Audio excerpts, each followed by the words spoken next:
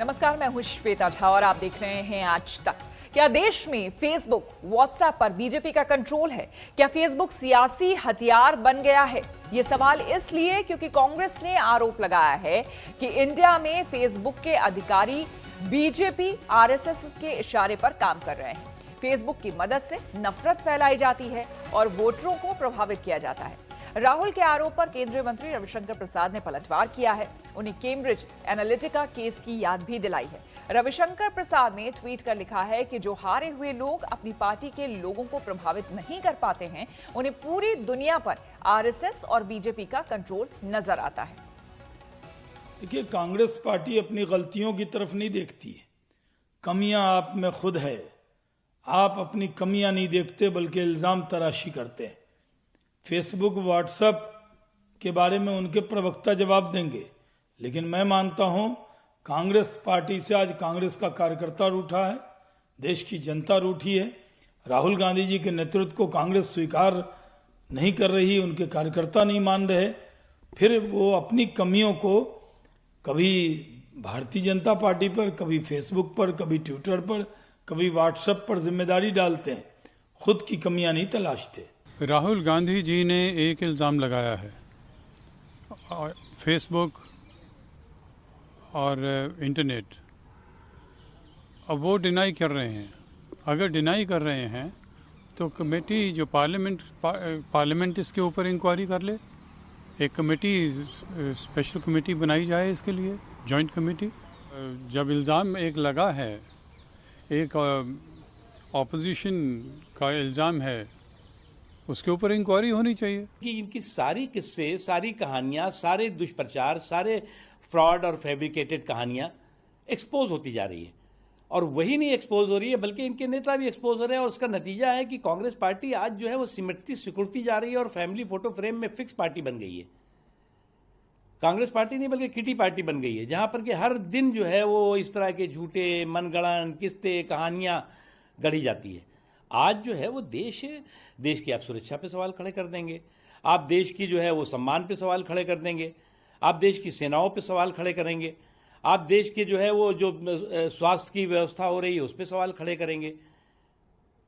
आप सवाल करते करते खुद सवाल के घेरे में खिंचते जा रहे हैं, सिमटते जा रहे हैं, सिकुड़ते जा रहे हैं।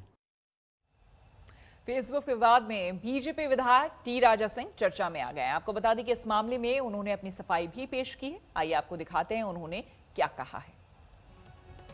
मुझे ऐसा प्रोजेक्ट किया जा रहा है कि सबसे खतरनाक राजा सिंह पूरे विश्व में, ये सोशल मीडिया में कुछ भी बोलता है तो कुछ ना कुछ हो जाता है। तो मैं आज मीडिया को मैं ये कहना चाहूँगा कि हमने देश हित में, धर्म हित में ही हम लोग कार्य करने वाले व्यक्ति हैं। और कोई एक ऐसा एक केस बता दीजिए कि हमने कहने पर कहीं पर दंगा फसाद हुआ, कोई एक केस आप मुझे बता दीजिए। मेरे नाम पर कई फेसबुक अकाउंट खुले हुए हैं, उसका मैं जिम्मेदार नहीं हूं। कई लोग हैं राज्य में, यानी पूरे भारत में मेरे नाम पर कई अकाउंट खुले हुए हैं। उन सभी लोगों को तो मैं नहीं रोक सकता हूं। और कोई लाइक करता है, कोई शेयर करता है, कोई भी व्यक्ति कुछ ना कुछ पोस्ट करता है तो उसका जिम्मेदार मैं तो नहीं हूं ना। मेरा फेसबुक अकाउंट, जो एक मेरा ऑफिशियल अकाउंट था, 2018 में उस अकाउंट को हैक करके ब्लॉक कर दिया गया, जिसकी कंप्लेंट मैंने यहाँ के साइबराबाद कमिश्नर को दी है। आज कुछ लोग मेरी छवि खराब करने का प्रयत्न कर रहे हैं। वो लोग ये कहते हैं कि राजा सिंह सोशल मीडिया के माध्यम से कम्युनल वायलेंस फैलाने का प्रयत्न करता है और राजा सिंह के नाम पर कई पेजेस है, वो खुद ऑपरेट करता है। आज मुझे टारगेट किया जा रहा है, ये सरासर गलत है। तो ये बार बार कहा जा रहा है, दलील दी जा रही है बीजेपी की तरफ से कि जो बात राहुल गांधी ने कही दरअसल वो सरासर गलत है। फेसबुक या ट्विटर से किसी भी तरह के साठगांठ की बात को बीजेपी ने नकारा है। आपको हम बता दें कि बीजेपी और फेसबुक अधिकारियों में साठगांठ का आरोप ये लगाया है राहुल गांधी ने। दरअसल एक अमेरिकी अखबार ने दावा किया था कि भारत में फेसबुक के अधिकारी सत्तारूढ़ नेताओं के प्रति नरमी बरत रहा है। अखबार में छपी खबर के मुताबिक तेलंगाना में बीजेपी विधायक की भड़काऊ पोस्ट पर फेसबुक के सीनियर अधिकारी ने जानबूझकर कार्रवाई नहीं होने दी। अखबार ने फेसबुक के अज्ञात कर्मचारी के हवाले से ये खबर दी है। आपको बता दें, इस पूरे मामले में फेसबुक ने बयान जारी कर अपना पक्ष रखा है। फेसबुक की ओर से कहा गया है कि वो भड़काऊ और हिंसा फैलाने वाली पोस्ट को रोकते हैं।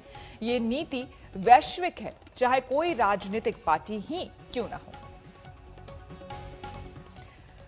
और अब रुक करते हैं बंगाल का, जहां पे राज्यपाल और मुख्यमंत्री फिर आमने सामने हैं। जी हां, 15 अगस्त समारोह में मुख्यमंत्री की खाली कुर्सी पर राज्यपाल धनखड़ इस कदर तिलमिलाए कि उन्होंने ममता सरकार पर राजभवन की जासूसी का आरोप तक जड़ दिया।